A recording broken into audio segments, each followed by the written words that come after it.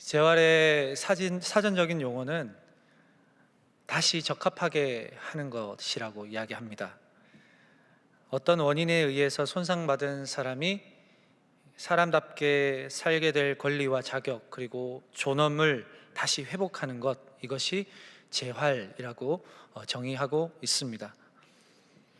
코로나가 약 2년간 진행이 된 후에 일상의 복귀가 가까워지면서 삶의 복합적인 문제를 호소하는 사람들이 많은 것 같습니다. 이런 정신적, 신체적 회복을 통해 일상의 복귀가 간절한 사람들에게는 이 재활의 시간이 무엇보다도 중요합니다. 영적인 문제도 마찬가지죠. 재활이 필요합니다. 그럼 우리의 영적인 재활은 어떻게 해야 됩니까? 바로 우리 주 예수 그리스도께서 우리의 영적인 재활을 담당해 주십니다.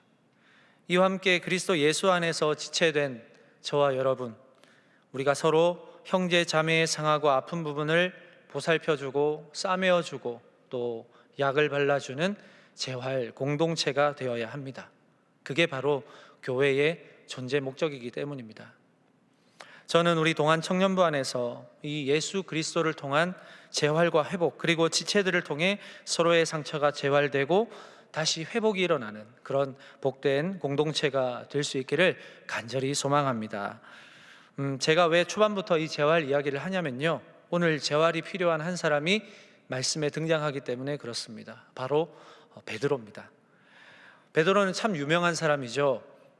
성경에 분명하게 명시가 되어 있지는 않습니다만 예수님의 가장 아꼈던 수제자라고 평가를 합니다. 그러나 가만히 보면 베드로는 그런 평가에 어울릴 만한 사람이 아니에요. 자신이 뱉은 말에 책임도 잘 지지 못하는 사람이고, 혈기는 또 얼마나 왕성한지 불의를 보면 참지를 못해서 예수님께서 겨우 제지를 시켜야만 진정이 되는 그런 사람이 베드로입니다.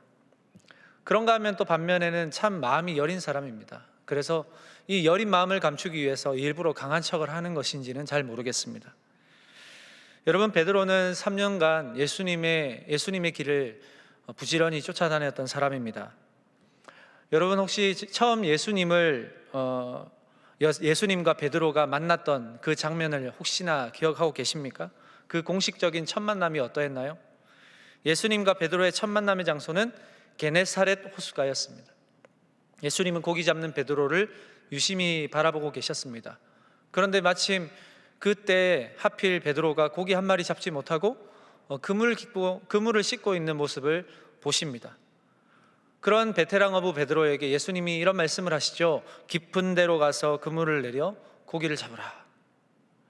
말씀에 의지하여서 그물을 내린 베드로는 너무나도 놀라운 경험을 하게 됩니다. 깊은 곳에 내린 그물이 찢어질 정도로 고기가 가득하게 되어서 혼자서는 도무지 그 그물을 끌어올릴 수가 없는 정도가 되었어요. 그래서 반대편에 있던 그 배를 타고 고기를 잡던 어부들에게 손짓을 해서 좀 도와달라고 요청을 하면서 겨우 그물을 끌어올릴 수가 있었는데, 누가복음 5장에 보니까 그 그물에 담긴 고기의 양이 배 2척에 가득하게 되었다라고 이야기하고 있습니다. 곧바로 베드로의 시선이 예수님께로 향하게 되죠. 이 바다가 자신에게 있어서는 사실 홈그라운드고 거의 앞마당이라고 할 수도 있는 그런 곳인데, 자신보다 바다를 더 잘 알고 있는 그 예수님 앞에서 이 베드로는 실존적인 충격을 경험합니다. 그리고 곧장 그의 발 앞에 가서 무릎을 꿇고 엎드리죠. 누가복음 5장 8절에서 이렇게 말합니다. 이르되 주여 나를 떠나소서 나는 죄인이로소이다 하니. 알고 보면 베드로는 예수님을 처음 만난 게 아니었어요. 누가복음 4장에 보면 베드로의 장모가 열병이 나서 죽게 되었을 때 예수님께서 그 베드로의 장모에게 찾아오셔서 그 열병을 고쳐주시거든요. 그때 베드로는 이미 예수님을 봤습니다. 그런데 그때는 예수님을 권위 있는 어떤 선생 정도로만 생각을 했을 것 같아요. 이 사건이 예수님을 본격적으로 인정한 계기는 아니었던 것 같습니다. 베드로에게 있어서 결정적인 사건은 고기 한 마리도 잡지 못한 베테랑 어부 베드로의 절망의 순간에 찾아왔습니다. 갈릴리 바다는 호수인데 그 크기가 엄청나게 큽니다. 길이가 약 한 21km 정도 되고 좌우 폭이 한 8km 정도 되니까 호수라고 이야기를 해도 거의 바다와 똑같은 그런 크기를 자랑하죠. 그러니까 아무리 넓은 호수라고 할지라도 베드로는 그 안에서 베테랑 어부였습니다. 그런 베드로가 밤이 새도록 고기를 잡지 못하고 실망하고 있을 때 자신의 장모의 열병을 고쳐준 예수님께서 자신에게 던진 그 한마디는요, 어찌 보면 베드로의 자존심을 긁는 그런 명령이었을지는 몰라도 내 장모님을 살려주신 예수님의 말이기 때문에 그 말씀에 의지하여서 그물을 깊은 곳에 던진 것이죠.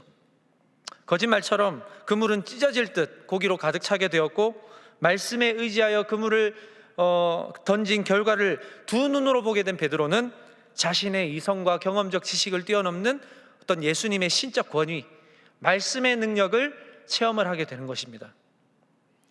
그러고 보니까 자신이 예수님 앞에 섰을 때 자신이 죄인이라는 것을 자각하게 되었고 예수님 앞에 무릎을 꿇어버린 것이죠. 이게 베드로가 진정한 예수님을 만나게 된 첫 만남이었습니다. 여러분, 오늘 우리의 삶에도 예수님은 기가 막힌 그 시간을 통해서 저와 여러분을 만나 주시는데요, 보통 어떨 때 찾아오시냐면요, 내가 가장 자랑하고 내세웠던 게 무너졌을 때, 내가 손에 쥐고 주도적으로 손에 쥐고 끌고 가던 것들로부터 좌절을 맛볼 때, 그때 예수님은 찾아오시더라고요. 왜 하필 그때 찾아오실까요? 좀 좋을 때 찾아오시지. 왜냐하면 우리 예수님은 우리가 행복한 사람으로 살기 원하시기 때문에 그렇습니다. 그런데 우리는 그 행복이 우리의 손 안에 있을 때 진짜 행복이라고 느낄 때가 많거든요. 내 힘으로, 내 노력으로 이루어낸 것에서 만족을 얻고 거기에서 행복감을 누리는데, 사실 그 행복은 얼마 가지 못할 때가 많습니다. 돌아서면 공허함이 밀려올 때가 많더라는 거예요. 아, 내가 이거 하려고 이렇게 힘들게 노력했나? 그 다음에는 뭐 하지? 내 힘과 노력에 서서히 힘이 빠지기 시작하고 좌절감을 느끼고 한계에 봉착했을 때, 마치 벼랑 끝에 서 있는 것처럼 아무것도 내가 할 수 없다고 느껴지는 그때 예수님은 불현듯이 나를 찾아오십니다. 그리고 내가 할 수 없는 이 한계 너머에 계시는 예수님께서 나에게 손을 내밀어 주시고 나와 함께 가보자 라고 말씀을 하십니다. 마침내 그 손을 잡을 때 내 노력과 내 힘으로 얻어졌던 행복보다 마침내 더 크고 더 위대한 행복을 경험하게 되는데, 그때 얻는 행복은 절대로 썩어지지 않고 절대로 사라지지 않는다는 것을 깨닫게 됩니다. 여러분, 예수님의 손을 잡는다고 해서 우리가 전에는 과거에 내가 했던 것과 전혀 다른 일을 하는 게 아니에요. 오히려 예수님의 손을 잡는 순간 나의 꿈과 예수님의 꿈이 합쳐져서 더 큰 꿈을 향해서 나아가는 것이 되는 거예요. 그 과정 가운데 저와 여러분이 노력했던 거, 여러분이 공부했던 거, 여러분이 쌓아두었던 그런 실력들이 통로의 역할을 하는 것입니다. 예수님께서 어부였던 베드로에게 다가가셔서 전혀 다른 일을 시키시는 것 같지만 그렇지 않습니다. 고기를 낚는 어부에서 이제 예수님의 손을 잡은 베드로는 사람을 낚는 어부가 되는 것입니다. 그러니까 꿈과 비전의 크기가 예수님을 만난 후 더 커지는 거예요. 예수님은 저와 여러분이 이전에 내가 노력했고 내가 힘들게 쌓아왔던 그런 과정들이 물거품이 되는 걸 원치 않으십니다. 오히려 나의 한계점에서 예수님은 찾아오셔서 손을 내미시고 그 손을 잡고서는 그때부터 내가 노력한 것을 더 크게 발휘하실 수 있도록, 하나님 나라의 비전에 알맞는 모습으로 내가 가장 잘하는 것을 더 크고 아름답게 사용되기를 우리 주님은 원하신다는 것입니다. 그 어떤 것으로도 바꿀 수 없고 비교할 수 없는 행복을 여러분에게 경험하시게 하시기 위함이에요. 여러분, 예수님은 우리의 삶에 참 관심이 많으십니다. 그래서 한계에 부딪힌 자녀를 바라보시면서 예수님만이 하실 수 있는 그 재활 과정을 통해 다시 일어나게 하시고 이전보다 더 큰 삶의 행복을 향해 달려가도록 지금도 도우시고 앞으로도 도와주실 것을 믿으시길 바랍니다. 그래서 저는 간절히 소망하는 것은 우리 동안의 청년들이 낙심과 좌절의 순간이 결코 끝이 아니라는 것을 좀 아셨으면 좋겠어요. 반드시 예수님께서 여러분의 손을 내미시는 그 순간이 오는데, 그 순간 예수님의 손을 꼭 잡고 예수님이 회복시키시는 그 재활의 시간을 통해 이전보다 더 높이, 더 멀리, 더 가치 있는 삶을 주님과 함께 걸어가시는 그런 동안의 모든 청년들이 다 되실 수 있기를 주님의 이름으로 축복합니다. 자, 여러분 이러한 맥락에서 오늘 읽은 말씀을 잠시 좀 살펴보기를 원하는데요, 오늘 말씀은 죽음 이후 부활하신 예수님께서 자기가 나타나신 일, 제자들에게 자기를 나타내신 일을 소개하고 있습니다. 이야기의 배경이 되는 이 디베레아 호숫가는 이 갈릴리 호숫가를 둘러싼 여러 지명 가운데 하나입니다. 위치로는요, 약간 예수님이 제자들을 처음 만나셨던 게네사렛 호숫가보다 약간 조금 밑에 있어요. 아무래도 예전에 어부였던 베드로와 제자들이 활동한 그런 영역 안에 포함이 되어 있는 것 같습니다. 자, 그런데요, 오늘 나오는 이 요한복음 21장에서의 베드로는 더 이상 3년 전의 베테랑 어부 베드로가 아니에요. 3년간 그물을 버려두고 예수님을 따라갔잖아요. 그래서 이제 예수님이 보이지 않는 혼자 된 자신이 이제는 손에서 멀어진 그물을 잡으려니까 너무 어색한 거예요. 지금 그런 상황입니다. 자, 요한복음 21장 2절 말씀입니다. 시몬 베드로와 디두모로 하는 도마와 갈릴리 가나 사람 나다나엘과 세베대의 아들들과 또 다른 제자 둘이 함께 있더니 시몬 베드로가 나는 물고기 잡으러 가노라 하니 그들이 우리도 함께 가겠다 하고 나가서 배에 올랐으나 그날 밤에 아무것도 잡지 못하였더니. 베드로는 원래 자기의 직업으로 돌아갔지만 몸도 마음도 편하지 않은 상태입니다. 먹고는 살아야 되기 때문에 본업으로 돌아갔지만 이미 베드로는 그 3년 전의 베테랑 어부가 아니에요. 또한 그의 마음 한구석에는 큰 구멍이 나 있어요. 그래서 허전했고 그 구멍 사이사이로 세찬 바람이 불고 있는 그런 상황이에요. 이유가 뭐예요? 그렇게 따라다니던 예수님께서 곁에 안 계시기 때문에.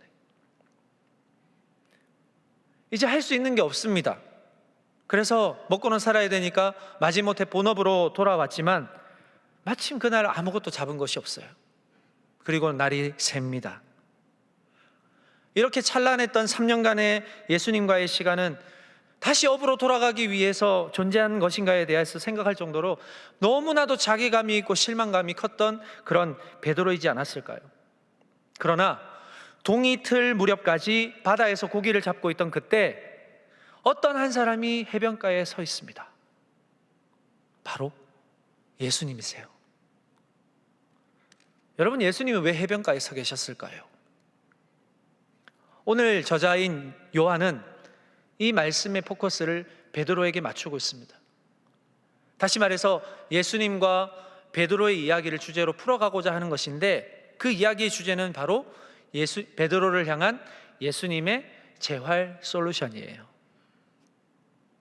오늘 본문의 말씀을 통해서 베드로를 향한 이 예수님의 재활 솔루션을 발견을 하게 되는데요, 3가지 정도 발견할 수 있습니다. 자, 어떻게 재활시킬까요? 첫째, 예수님의 재활 솔루션은 바라보심입니다. 바라보심. 여러분, 재활해 보신 적 있으신가요? 보통 재활을 할 때 재활을 담당하는 재활치료사는 환자에게 한시라도 시선을 떼지 않습니다. 왜냐하면 일상으로 돌아가기 위해 환자는 올바른 자세로 올바른 재활 과정을 거쳐야 하는데 그 방법을 알고 있는 사람이 재활치료사거든요. 그래서 이 환자가 제대로 재활하기 위해서는 단 한시라도 시선을 떼지 않습니다. 모든 신경을 그 환자에게 쏟아요. 자세도 잡아줘야 하고요, 혼자 서지 못할 때는 옆에서 부축도 해가면서 가야 하고요, 그러면서도 절대 환자에게 시선을 떼지 않아요. 그리고는 어느 정도 재활의 시간이 거친 뒤에 혼자 설 수 있고 재활을 할 수 있을 때에도 먼 발치에서 이 환자가 어떻게 걸어가고 어떻게 재활해 나가는지를 체크하고 지켜보고 있다는 것입니다. 여러분, 베드로가 지금 고기를 잡고 있어요. 그런데 멀리 해변에 서 계시는 부활하신 예수님이 자기를 바라보고 계시다는 사실을 알지 못한 채 고기를 잡고 있습니다. 자, 요한복음 21장 4절입니다. 날이 새어갈 때에 예수께서 바닷가에 서셨으나 제자들이 예수이신 줄 알지 못하는지라.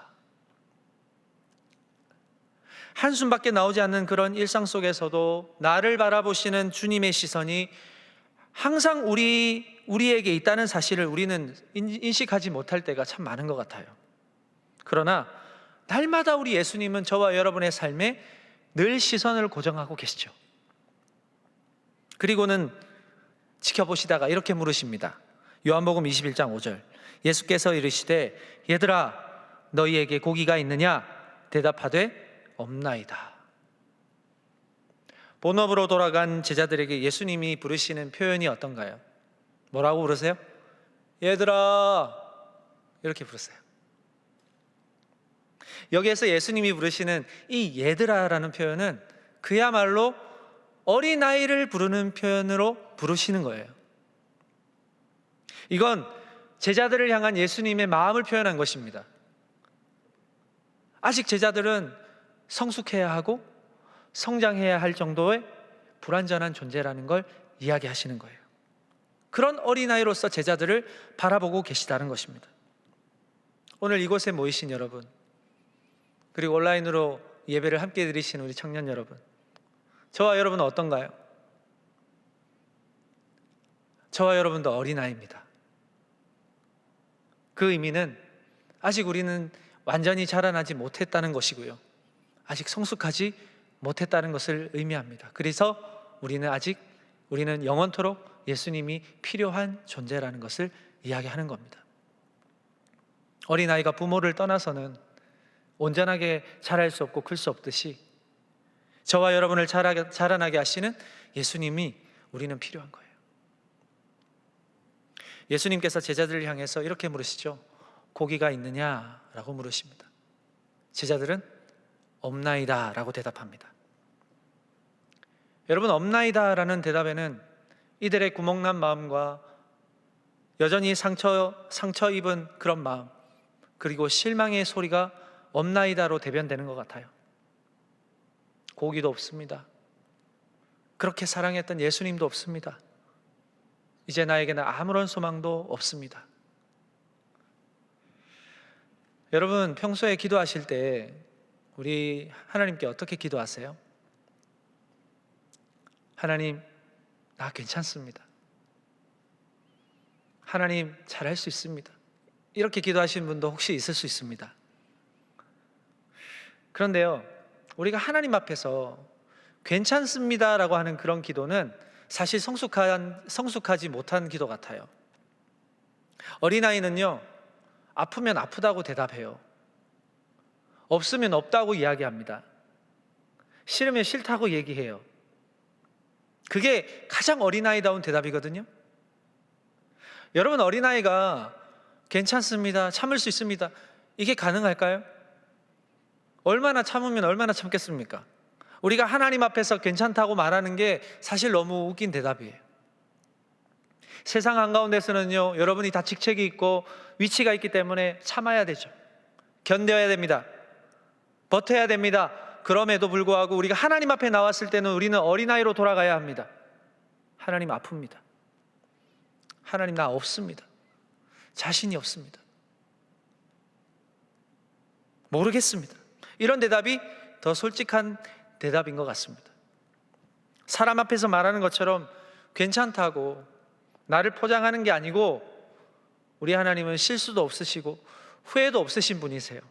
그런 하나님 앞에 우리는 어린아이처럼 나의 마음을 다 꺼낼 때 비로소 우리 주님으로부터 재활 솔루션을 받아 치료를 할 수 있다는 것입니다. 여러분, 두 번째로 예수님의 재활 솔루션은 풍성함을 경험하게 하심입니다. 여러분, 물고기를 밤새 한 마리도 잡지 못한 제자들에게 예수님이 말씀하세요. 요한복음 21장 6절. 이르시되 그물을 배 오른편에 던지라, 그리하면 잡으리라 하시니. 이미 동이 텄어요. 물고기는요, 그 성질이 뭐냐면 해가 뜨면 깊은 바닷속으로 내려갑니다.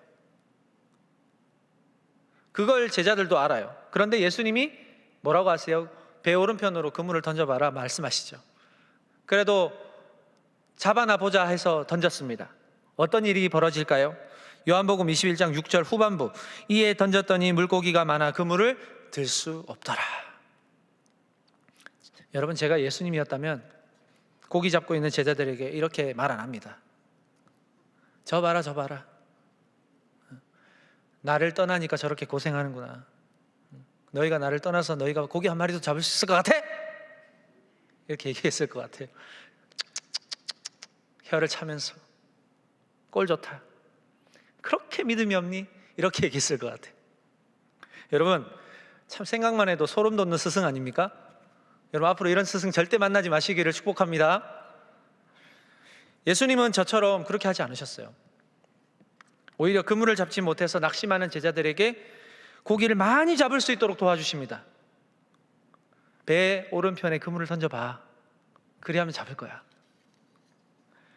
어디서 많이 들어본 이야기 같아요. 아마도 그때부터 제자들은 이상했을 겁니다. 반신반의하면서 그물을 배 오른편에 던졌을 때 역시나 그물을 가득 채울 정도로 많이 잡히게 됩니다. 이 광경을 보고는 한 제자가요, 예수님을 알아봐요. 그 제자가 누구냐면 요한이에요. 그가 예수님을 알아보고는 주님이시다 라고 이야기합니다. 하니까 베드로가 주님이시라고 하면서 깜짝 놀라면서 타고 있던 배에서 내려서 풍덩 헤엄을 쳐서 예수님께 갑니다. 이렇게 예수님은 제자들을 누구보다 잘 아시는 자신만의 방법으로 제자들의 생각을 깨우신 건데요, 어떻게 제자들이 예수님이란 걸 알았을까요? 그건 예수님을 처음으로 만났던 그 기억 속에 바로 예수님이 베푸셨던 풍성함이 있었기 때문입니다. 누가복음 5장 4절에서 6절 말씀인데요, 말씀을 마치시고 시몬에게 이르시되 깊은 데로 가서 그물을 내려 고기를 잡으라. 시몬이 대답하여 이르되 선생님, 우리들이 밤이 새도록 수고하였으되 잡은 것이 없지만은 말씀에 의지하여 내가 그물을 내리리다 하고 그렇게 하니 고기를 잡은 것이 심이 많아 그물이 찢어지는지라. 그 기억을 다시 소환한 거예요, 예수님께서. 요한복음 10장 10절에 보니까 예수님께서 이 땅에 오신 목적을 이렇게 설명하고 있습니다. 도둑이 오는 것은 도둑질하고 죽이고 멸망시키려는 것뿐이요 내가 온 것은 양으로 생명을 얻게 하고 더 풍성히 얻게 하려는 것이라. 믿으십니까? 예수님의 풍성함은요 그냥 많음을 뜻하는 게 아니에요. 이 안에는 많은 의미를 내포하고 있겠지만 오늘 이 디베랴 호숫가에서 제자들을 만난 예수님이 보여주신 풍성함은 용서와 사랑이에요. 용서와 사랑의 풍성함이에요. 여전히 너희는 나의 양이야. 여전히 나는 너희의 목자이기 때문에 너희로 생명을 얻게 하고 더 풍성케 할 거야. 이런 변함없는 약속을 보여주시는 장면이 이 제자들에게 경험하게 하시는 풍성함이라는 것입니다. 상처와 죄책감으로 몸과 마음이 결핍된 상태에 있었던 베드로와 제자들에게 이 풍성함을 경험하게 하심으로써 여전히 인생의 기준이 누구인지를 분명히 각인시켜 주신 사건, 이게 바로 디베랴 호숫가에서 풍성함을 경험하게 하신 예수님이 보여주신 사건이에요. 셋째로 예수님의 재활 솔루션은 공급하심입니다. 여러분, 베드로는 과거에 예수님을 3번이나 부인했었던 사람이에요. 소위 예수님의 수제자였음에도 불구하고 예수님을 모른다고 했던, 유일하게 예수님을 모른다고 기록이 되어 있는 그런 자격 미달의 제자예요. 근데요, 그걸 자신도 알아요. 네가 닭 울기 전에 3번 나를 부인할 거야 라고 예수님 말씀하셨는데 그땐 콧방귀도 안 꼈겠죠. 그런데 막상 새벽닭 울기 전에 본인이 예수님을 3번 부인하고 있어요. 그리고는 꼭 끼요하고 웁니다. 그 뒤에 어떻게 했을까요? 괴로워하며 가슴을 치며 통곡했다고 기록되어 있어요. 이제 자신은 예수님을 볼 면목이 없다고 생각했습니다. 그래서 이제 본업인 업으로 돌아가서 내 삶의 마지막을 마무리하겠다라고 생각을 했을 거예요. 그런데 고기 잡던 베드로는 요한이 해변가에 계신 그 사람이 예수님이라는 걸 알고는 주님이시다라는 소리를 듣자마자 자기도 모르게 충동적으로 해변가로 배에서 뛰어내려서 헤엄을 쳐서 막 가기 시작합니다. 왜 그랬는지 자기도 몰랐을 거예요. 너무나도 순식간에 일어난 감정이거든요. 아마도 예수님에 대한 죄책감보다 예수님을 그리워했던 마음이 더 컸던 것 같아요. 허겁지겁 배에서 뛰어내려서 해변까지 헤엄을 쳐서 이제 예수님 앞으로 도착했겠죠. 여러분 생각해 보세요. 베드로가 예수님 앞에 어떤 자세로 있었을까요? 엎드려 뻗쳐 있을까요? 아니겠죠? 아마 한마디도 못하고 고개만 푹 숙이고 있었을 것 같아요.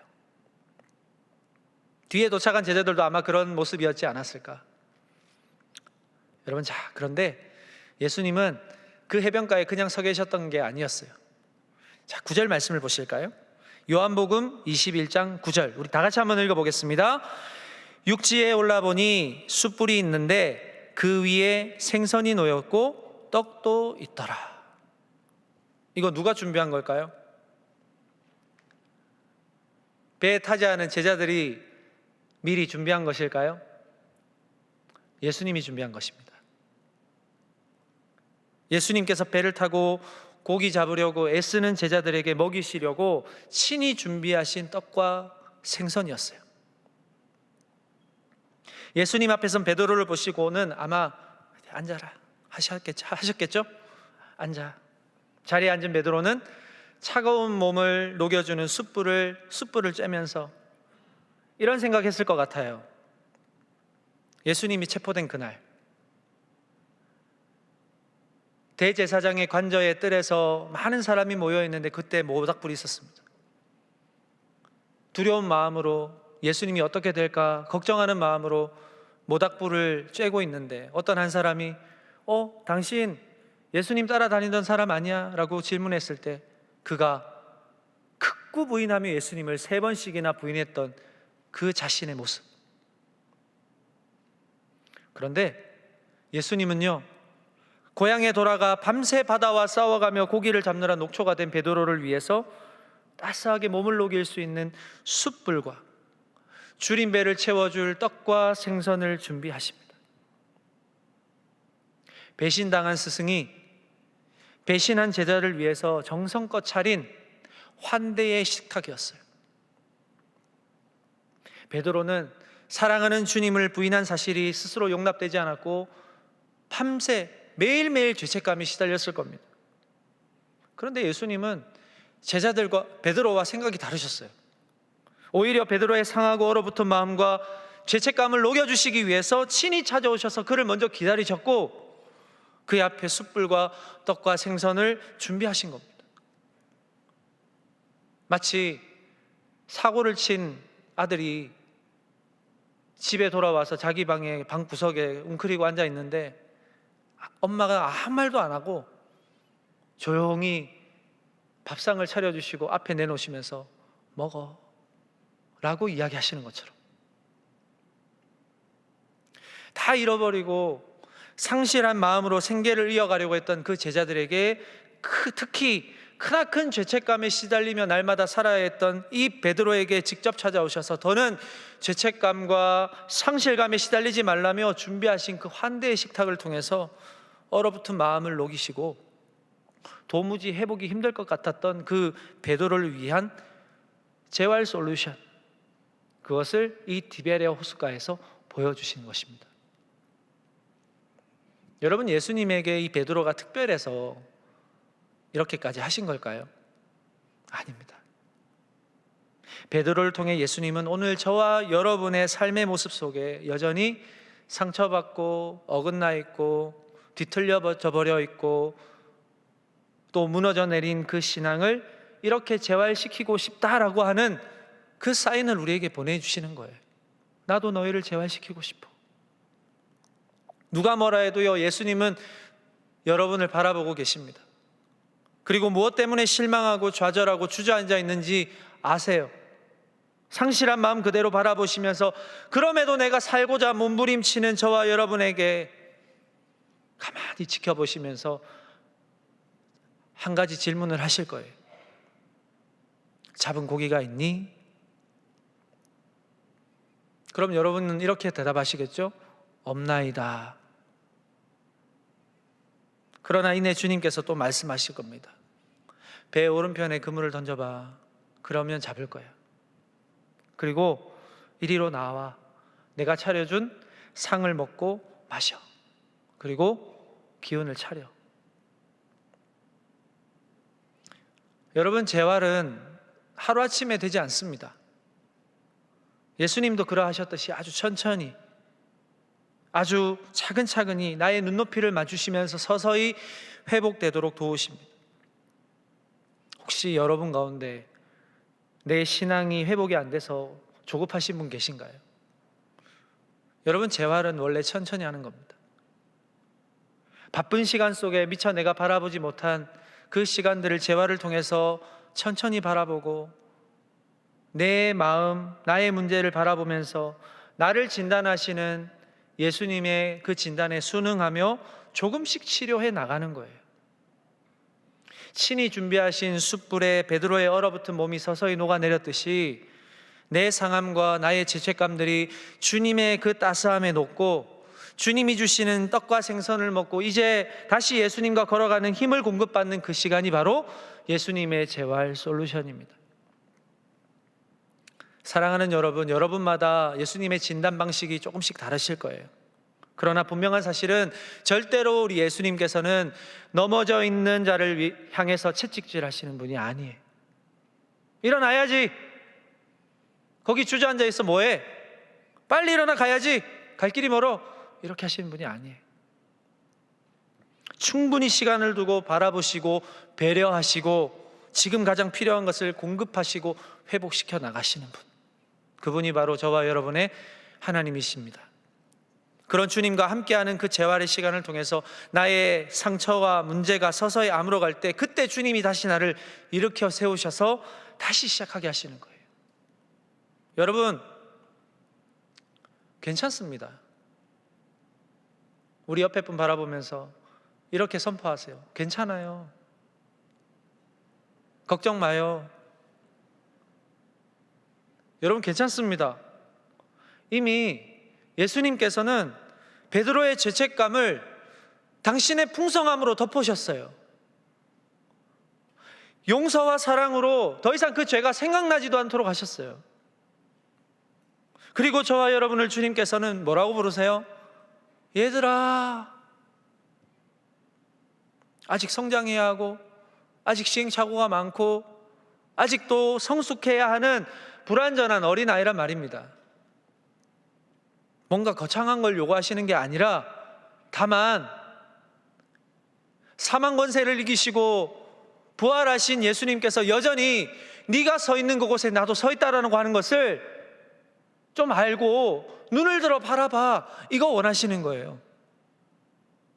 나는 괜찮으니까 더 이상 죄책감에 시달리지 말라고 말씀하시는 거예요.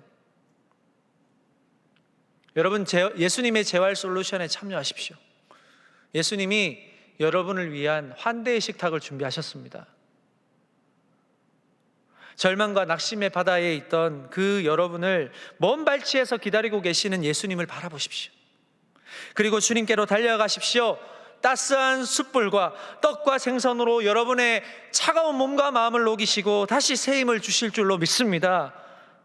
여러분, 그리고 그 회복된 몸과 마음을 가지고 이 삶의 행복자로 살아가시길 바랍니다. 주님은 여러분을 행복한 사람으로 살아가기를 원하십니다. 한 주간 우리가 또 어떻게 살아가야 될까요? 아직은 눈앞이 캄캄하고 걱정투성이겠지만 우리 주님의 재활 솔루션대로 주님은 여러분을 여전히 바라보고 계시고 여러분을 배려하시고 여러분이 일어날 때까지 차근차근 여러분의 재활 솔루션대로 예수님께서 진행해 가실 겁니다. 조급해하지 마시고 죄책감도 가지지 마시고 상실감 가지지 마시고 우리 주님께 다 맡기시고 주님의 풍성함 가운데 덮어지고 그 풍성한 용서와 사랑의 그 놀라운 위대한 사랑 가운데 덮여져서 이제는 불행한 자가 아니라 진짜 행복한 사람으로, 주님이 원하시는 행복한 사람으로 여러분 이 땅을 살아가실 수 있기를 바랍니다. 그리고 여러분만 풍성함을 공급받는 게 아니라 이제 내 옆에 사람, 내 이웃에게 그 풍성함을 나눠주십시오. 공급하십시오. 그 삶이 우리 주님이 원하시는 진짜 행복한 사람의 삶이라는 사실을 기억하고 한 주간도 여러분의 삶 속에 그 주님의 동행하심이 날마다 함께 하시길 주님의 이름으로 소망합니다. 기도하겠습니다. 죄책감으로 날마다 괴로워하던 베드로에게 먼저 찾아오셔서 그의 상한 몸과 마음을 당신의 따스한 빛으로 녹여주시고 친히 준비하신 양식으로 먹이신 예수님의 한없는 사랑을 찬양합니다. 다정한 목소리로 얘들아 부르시며 여전히 너와 함께하고 있다는 그 말씀에 힘을 얻어 다시금 행복한 사람으로 살아보려 합니다. 실망과 좌절이 또 우리의 앞을 가로막을 수는 있겠지만 이제 더 이상 우리 앞에 놓여진 실망과 좌절의 문턱 앞에 울지 않고 주님의 손을 잡고 용기 있게 넘어갈 수 있도록 하시며 죄가 우리에게 주는 좌절과 죄책감과 정죄함에 속지 않고 담대히 예수 그리스도의 은혜를 강구하는 우리 모두가 되게 하여 주옵소서. 예수님의 재활 솔루션이 우리 모든 청년들에게도 동일하게 적용되어 날마다 시선을 고정하시고 풍성케 하시며 공급하시는 주님과 동행하며 행복한 사람으로 살아가도록 인도하여 주옵소서. 예수님의 이름으로 기도합니다. 아멘.